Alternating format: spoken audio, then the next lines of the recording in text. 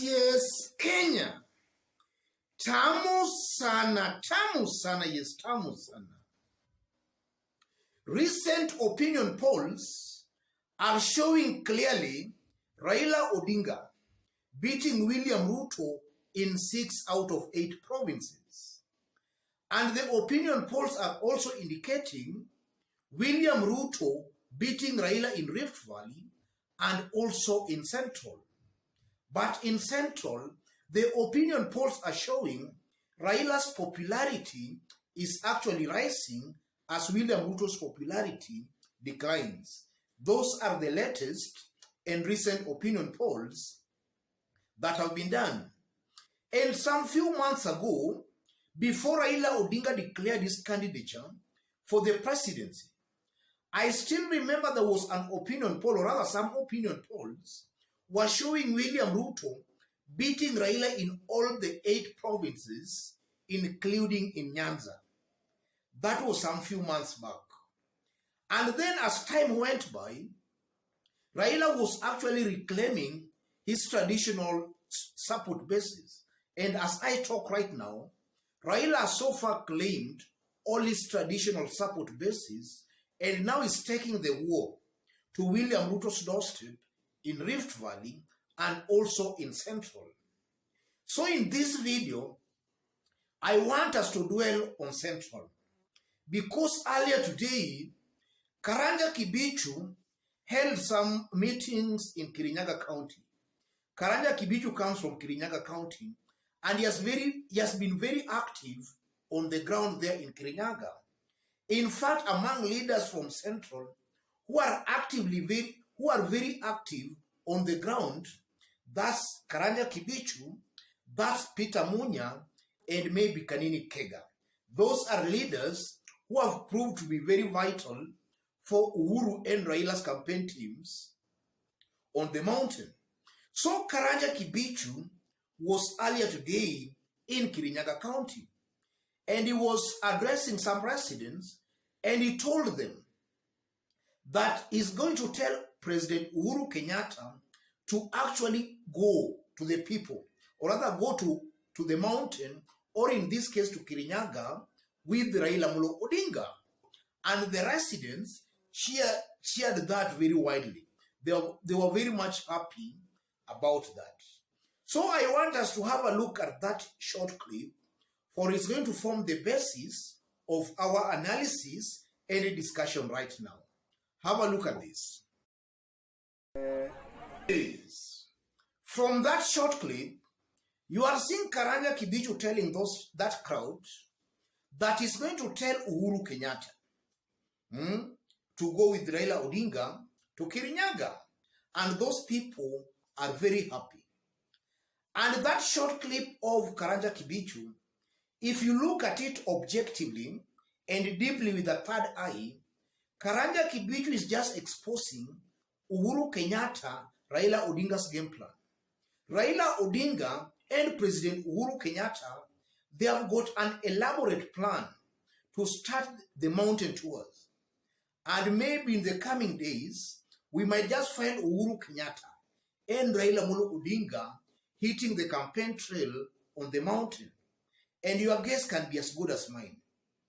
Just picture a situation where Uhuru and Raila are stepping foot on the mountain with all their lieutenants and all their soldiers campaigning aggressively. You can just imagine or figure out that kind of a situation. That's a situation, ladies and gentlemen, that will cause a sudden shift. There will be some shift on the mountain.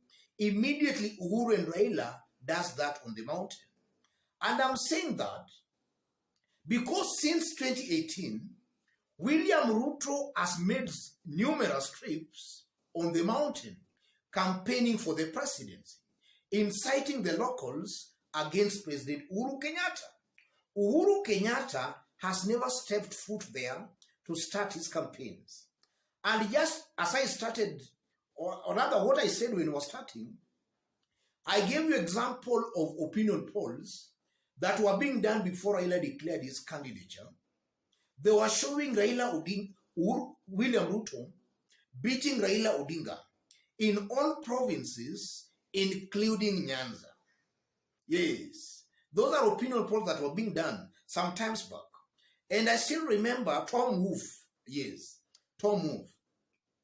He's now working with, I think, Tifa.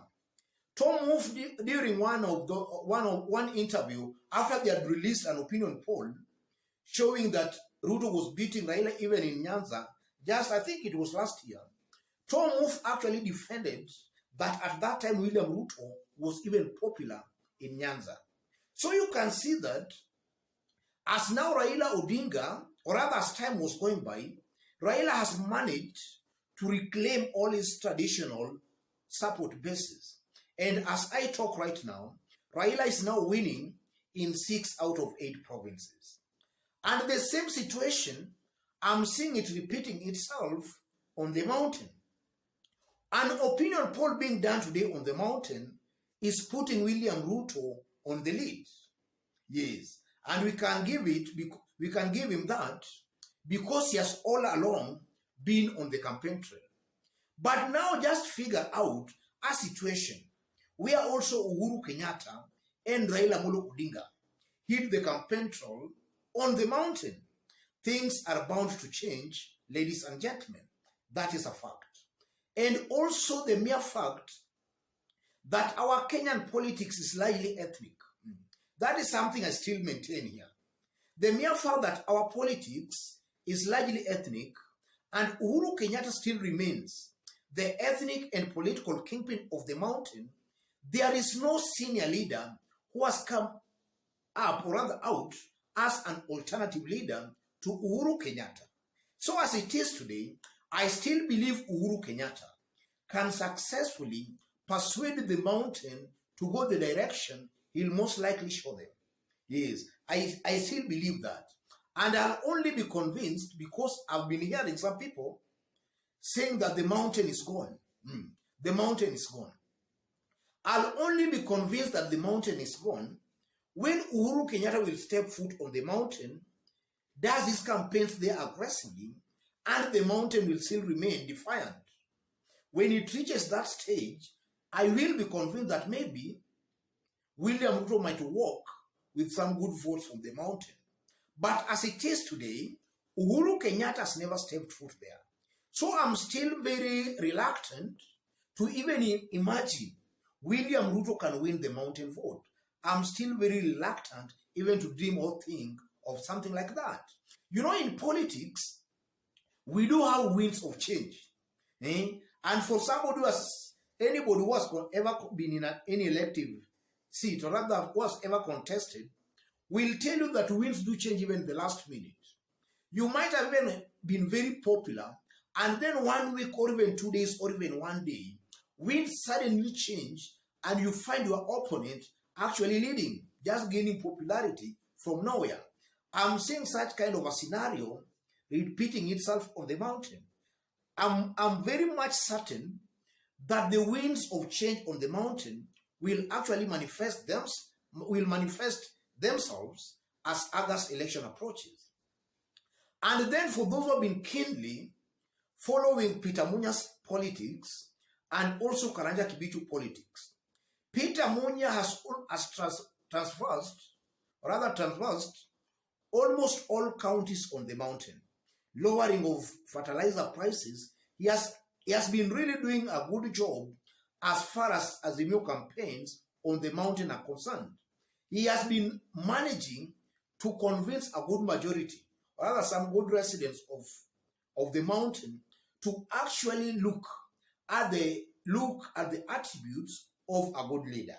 Same to Karanja Kibicho. So from what Karanja Kibicho is actually saying, I'm seeing a clever Uhuru Kenyatta and a clever Raila Odinga, top politicians in Kenya, who by the virtue of one being a president and the virtue of one being actually naturally more experienced in Kenyan politics, I'm seeing a clever Uhuru Kenyatta and a clever Raila Odinga, who have actually been taking their time to lay proper groundwork on the mountain. And now the groundwork has already been laid.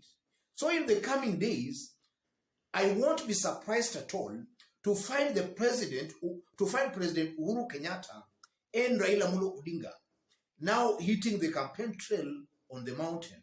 And when they do that, take it to the bank, ladies and gentlemen, we'll have a sudden shift on the mountain. Yes, that is something that is possible. And then also, if you look at the mountain politics, for some times now, Raila Odinga has been avoiding the mountain. And in my considered opinion, that's a very clever strategy. Because if you look at the 48 laws of power, we are being told that absence increases value. Raila Odinga, I think, realized that the mountain had actually been poisoned against himself. So Raila makes some rallies, then he gives the people some time to internalize actually what they want. So I strongly believe that this duration, Raila has not been going to the mountain. Raila wanted residents of the mountain to actually internalize for themselves and see what kind of a leader they actually want to elect. Because now if Raila could have just forced himself onto the people, then the people could have taken it as if Raila Odinga was forcing himself onto the people. But you are seeing Raila doing his campaigns very strategically. He goes there, he gives the people room to actually internalize and digest what he told them when he was there. Then he goes back again there. So that's a clever strategy from the side of Raila Odinga. You don't just shoot without actually target at all. And then likely if you look at William Ruto's brand of politics on the mountain, without taking sides, if you analyze it objectively and very keenly, William Ruto is doing politics of panic on the mountain. William Ruto is running scared. That's why after 2 days or 1 week, you are finding him on the mountain. I strongly believe that now, if maybe William Ruto maintains that, it's just natural that the people there will just get bored with him.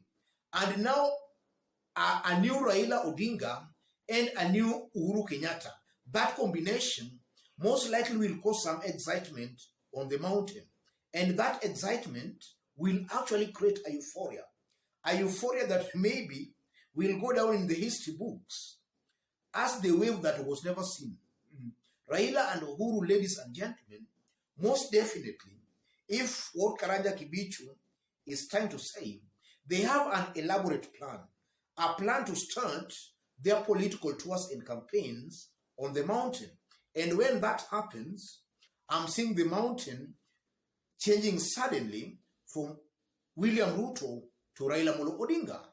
Otherwise, ladies and gentlemen, just as I did indicate when we were starting, in case you've bumped here for the very first time, kindly subscribe, give this video a like. Thank you, God bless you, God bless Kenya.